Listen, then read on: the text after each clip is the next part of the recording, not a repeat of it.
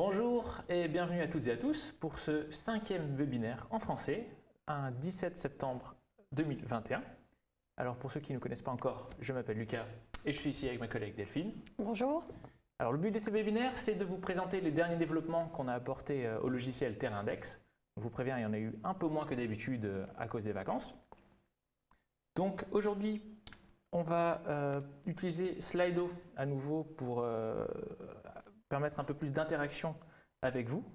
Donc pour nous rejoindre, soit vous avez déjà cliqué sur le lien qui était dans la newsletter, soit vous pouvez nous rejoindre sur slido.com en utilisant le code TerraIndexFR, soit directement sur votre téléphone, vous scannez le code QR qui apparaît maintenant à l'écran.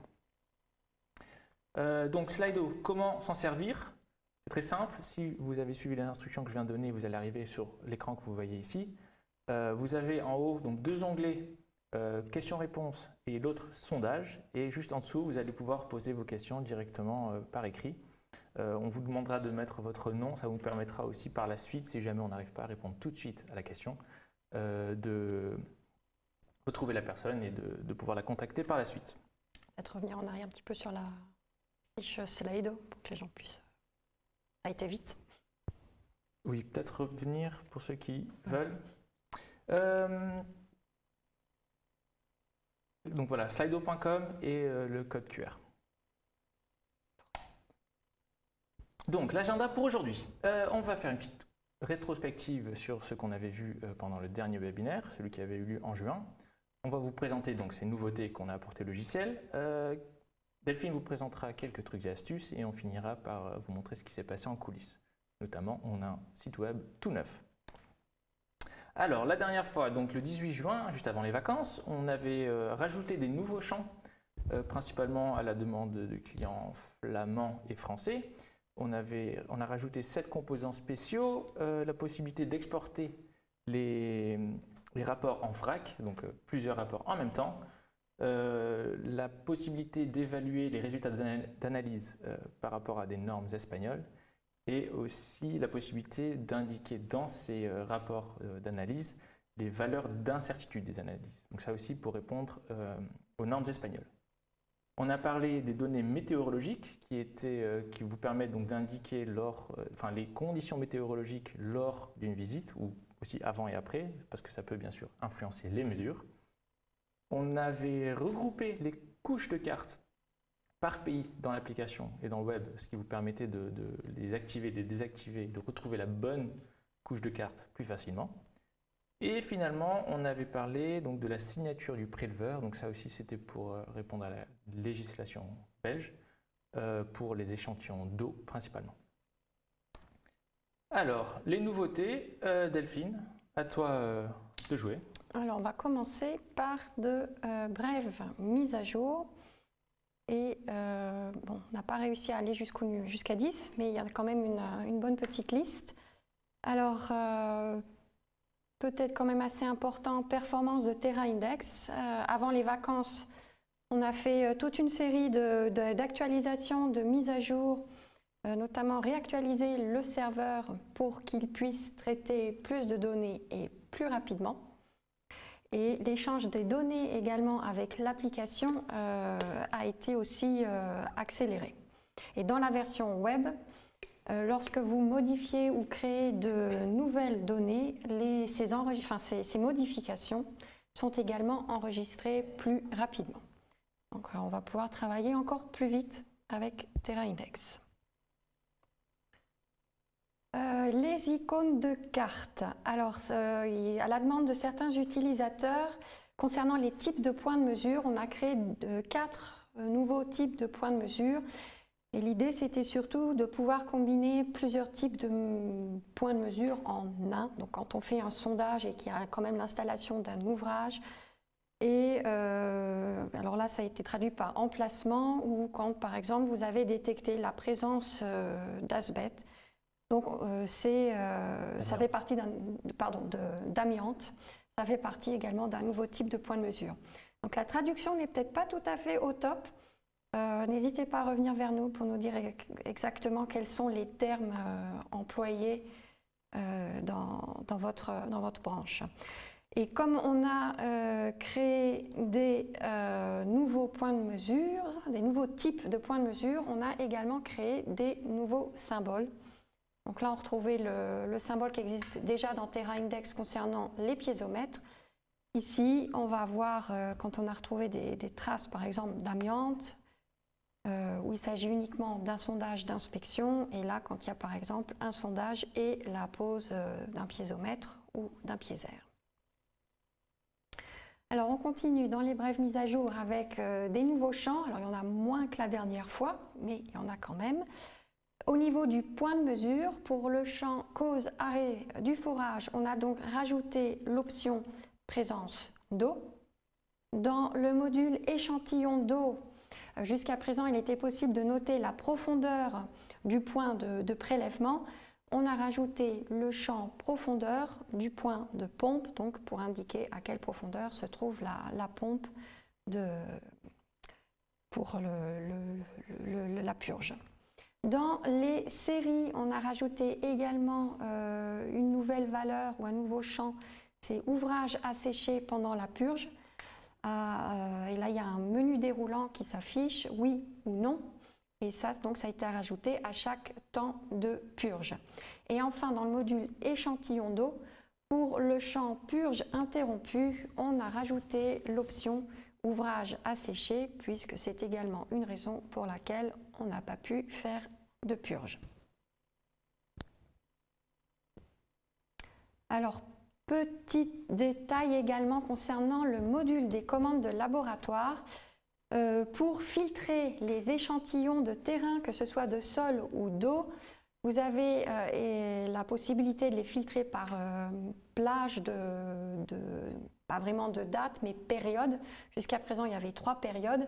Là, on a rajouté les périodes, donc 15 jours, 30 jours ou il y a 60 jours, toujours à la demande des utilisateurs qui travaillaient donc sur des projets qui duraient assez longtemps dans le temps. Alors, ensuite, un peu d'actualité avec notamment le laboratoire AgroLab qui, avec notre aide, a converti tous leurs utilisateurs, tous leurs clients en SIKB 13. Donc, ça veut dire que maintenant, les échanges entre TerraIndex et AgroLab se font donc par fichier SIKB 13.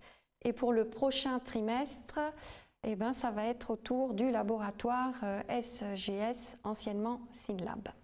Donc ça concerne les échanges de résultats d'analyse.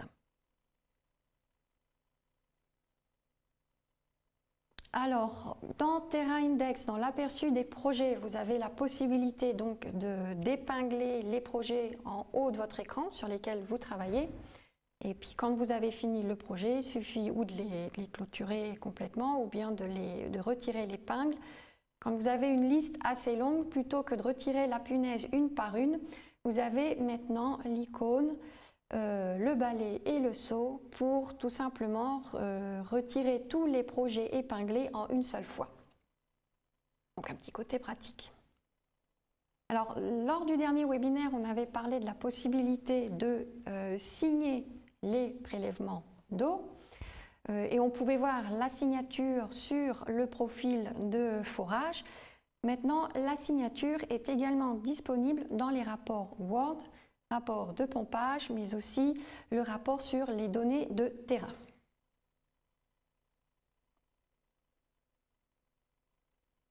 On arrive vers la fin des brèves mises à jour. On revient sur les exports SIKB. Donc cette fois-ci, ça ne concerne pas les résultats d'analyse avec les communications laboratoire TerraIndex, mais il s'agit ici de l'exportation des projets de TerraIndex, créés sous TerraIndex, dans le format SIKB 13. Et dans cette version, il est possible d'exporter également les observations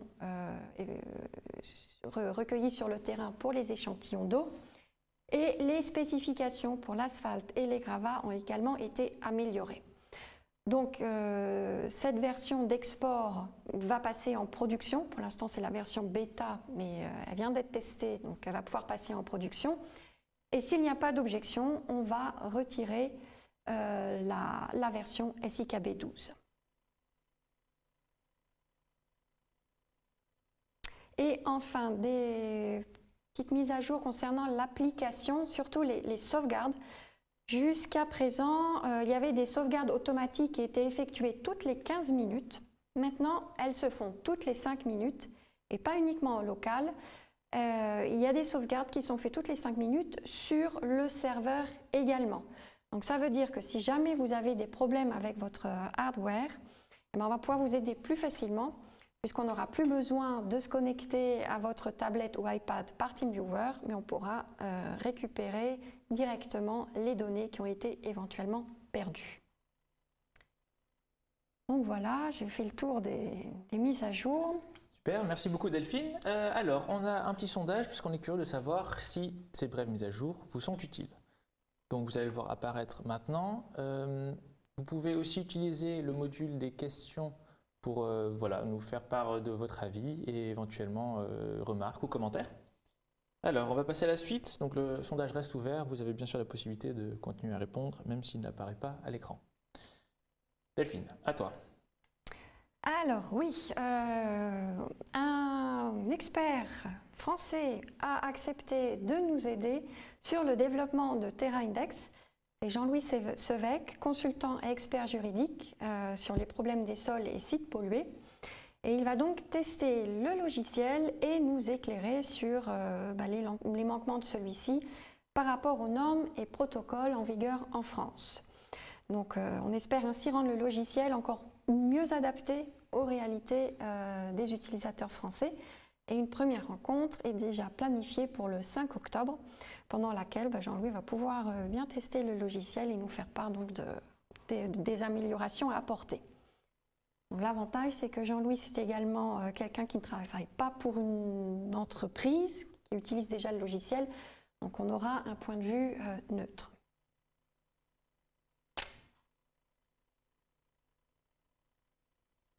Merci Delphine. Alors, ensuite, on va passer au nouveau label de profil de forage. Donc là aussi, à la demande de clients, on a rajouté certains labels pour pouvoir les indiquer sur vos profils de forage. Alors Delphine, non d'abord, je vais juste faire le tour. On a donc ajouté le label pour indiquer l'entreprise de sondage. Avant, on avait déjà la possibilité d'indiquer le technicien. Maintenant, vous avez la possibilité d'indiquer uniquement aussi le nom de l'entreprise. Un autre label pour indiquer la profondeur totale du point de mesure. Ça aussi, ça nous a souvent été demandé. La possibilité d'indiquer la raison d'arrêt du forage.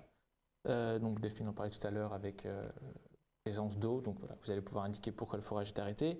La valeur K, donc ce n'est pas une valeur numérique, mais une appréciation. On y reviendra peut-être tout à l'heure. Et finalement, un label pour indiquer dans quel horizon du sol vous vous trouvez. Alors Delphine, s'il te plaît. Je vais vous montrer comment trouver ces labels. Donc pour ça, on bascule sur TerraIndex Web. Alors je vais le mettre en plein écran, super, merci. Et ce qu'on va faire, c'est qu'on va aller dans les registres de forage. Continuer. Donc je vais prendre une coupe de forage ici. Et je vais aller dans paramètres. Donc les paramètres, ça on l'a déjà dit auparavant, mais pour que vous puissiez les voir, il faut que vous ayez les droits d'administrateur. Si vous ne voyez pas ce bouton, faudrait demander soit à votre collègue qui a les droits d'administrateur de faire la modification pour vous, soit de vous ajouter vous en tant qu'administrateur, donc de vous donner les droits. Alors ces labels, on va les trouver dans les labels de page, les premiers, donc ça c'est tout en bas, vu qu'ils sont nouveaux, on a, donc c'est pas encore traduit en français, mais l'entreprise de sondage, ça c'est pour les labels de page. Ensuite on a pour les labels de registre de forage, en bas, on va avoir la profondeur totale du point de mesure et la raison d'arrêt du forage.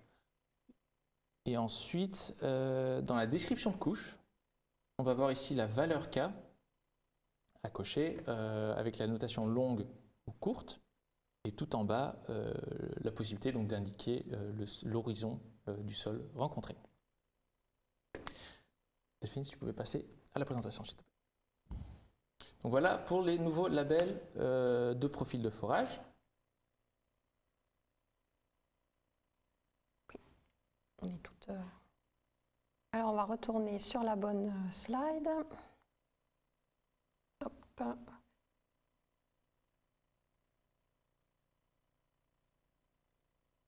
Je suis sur 2 écrans, donc j'arrive plus à retrouver ma souris. Alors, je pense qu'il suffit de repasser sur le plein écran. Oui. Alors. Je la touche. Ok. Alors, on était.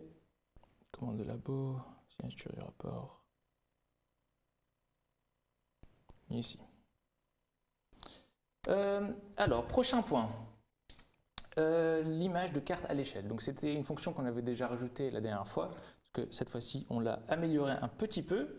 Delphine, si tu pouvais passer, s'il te plaît, sur Terrain Index. Je vais faire la démonstration tout de suite. Voilà.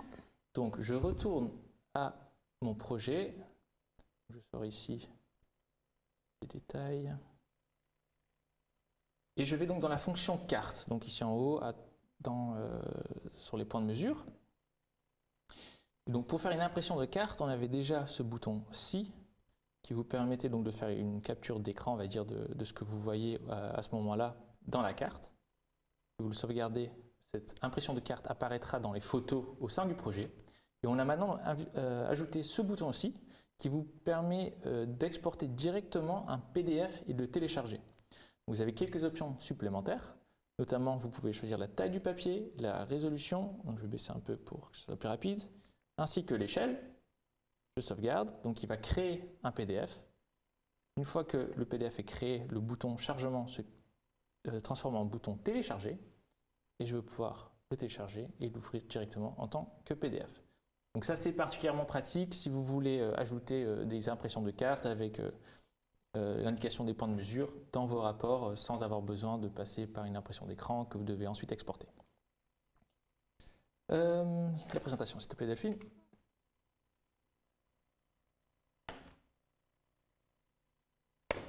On en arrive au contrôle des normes. Delphine, ça c'est à toi. C'est pour moi. Ok, alors contrôle des normes. Là, on va peut-être plus parler ce qui est actualité, ce qui se passe un peu dans les pays voisins, notamment au niveau en Flandre, avec la norme Flarebo, où on nous a demandé de rajouter dans le rapport du contrôle des normes une colonne où on indique les valeurs de normes maximales tolérées.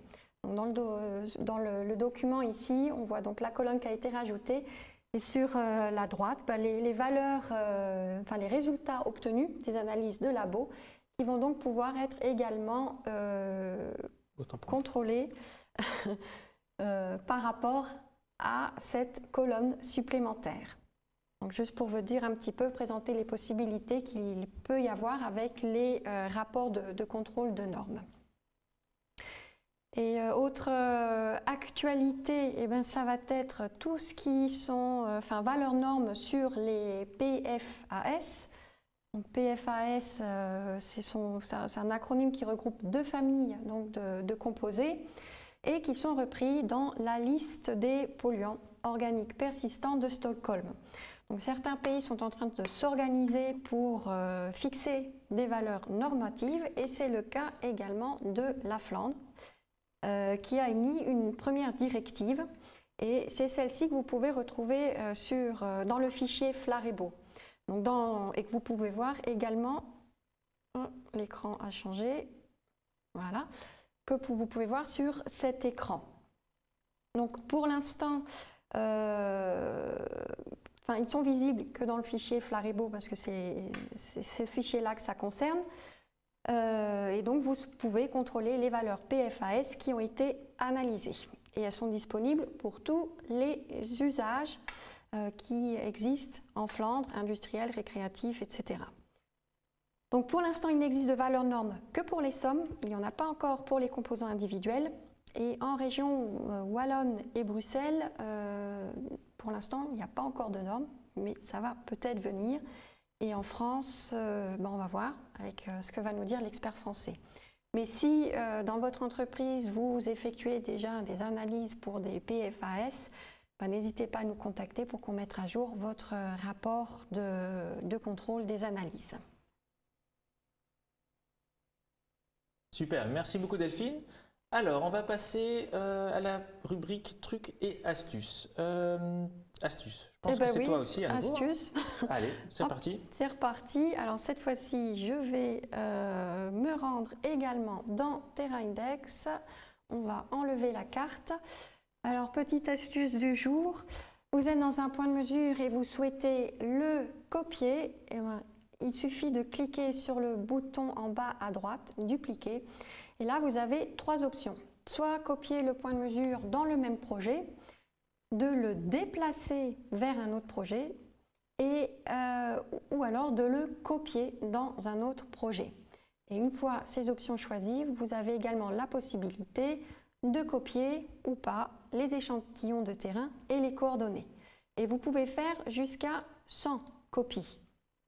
Donc en mode graphique, vous pouvez copier ainsi un point de mesure plusieurs fois, enfin faire plusieurs copies d'un même point de mesure.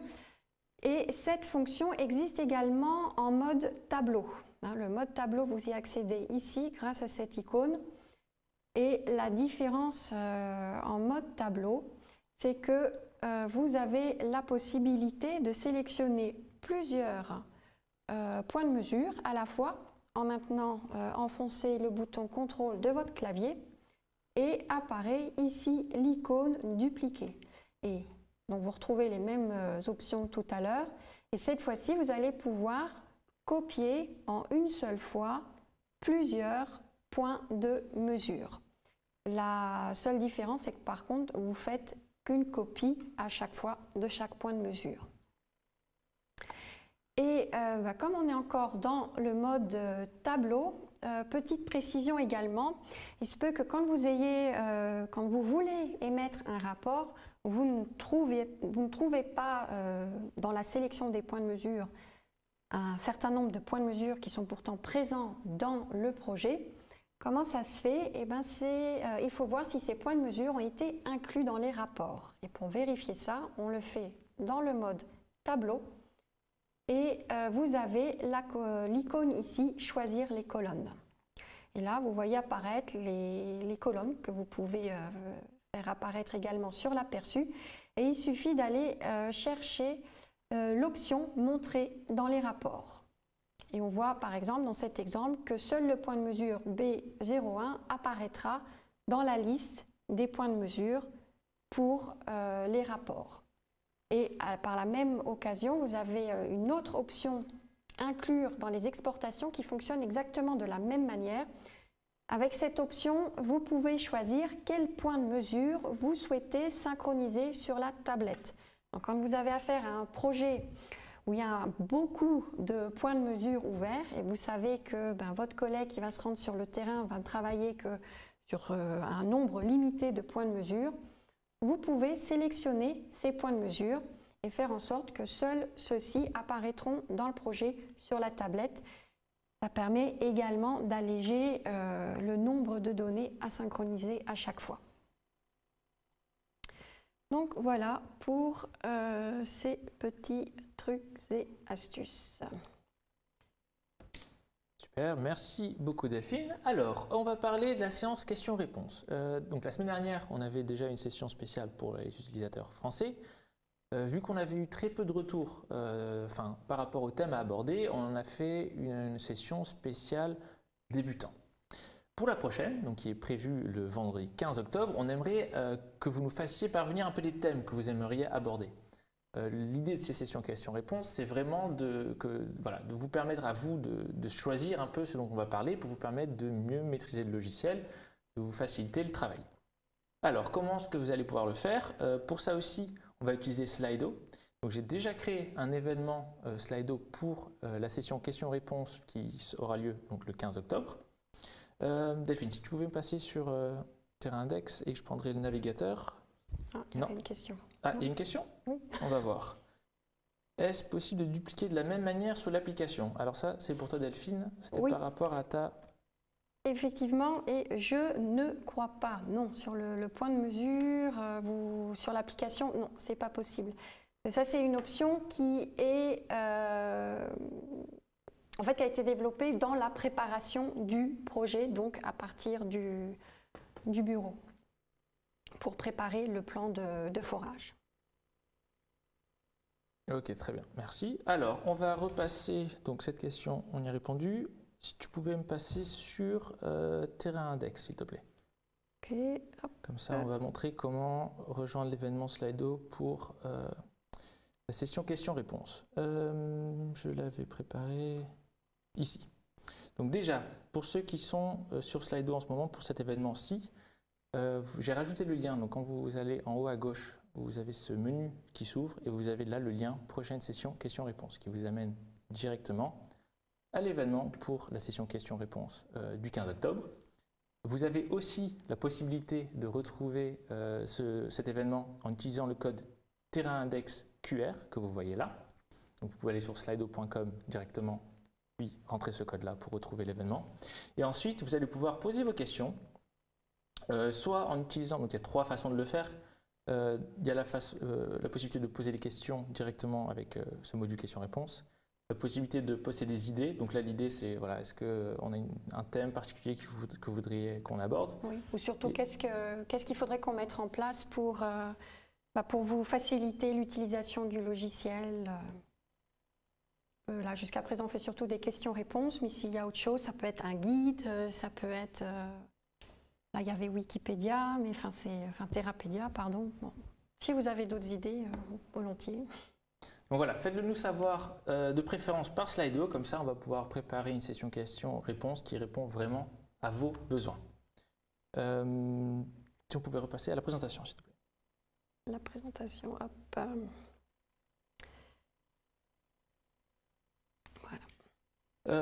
Donc ça pour la session questions-réponses. Et ensuite, bon là on va se répéter, mais c'est juste pour rappeler.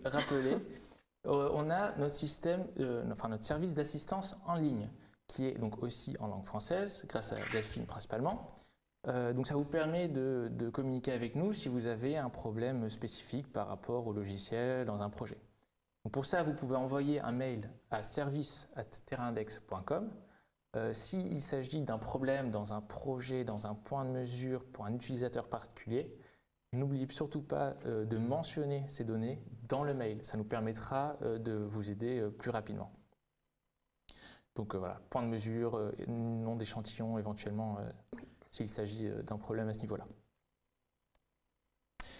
Et ensuite, en coulisses, donc on a un nouveau partenaire, c'est Glenn, qui est notre directeur marketing.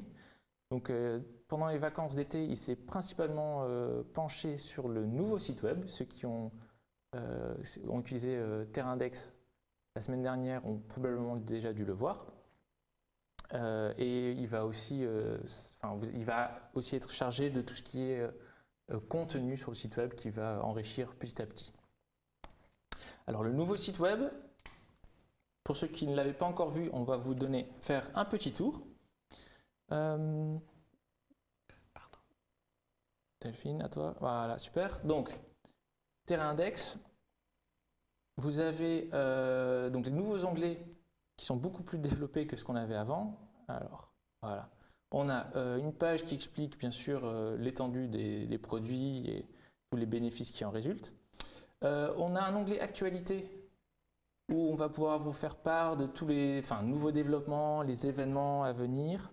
On a aussi... Et puis vous avez la possibilité de visualiser les dernières vidéos ou événements qui ont été organisés. Là, il y a la dernière vidéo sur la vidéo sur les dernières questions-réponses.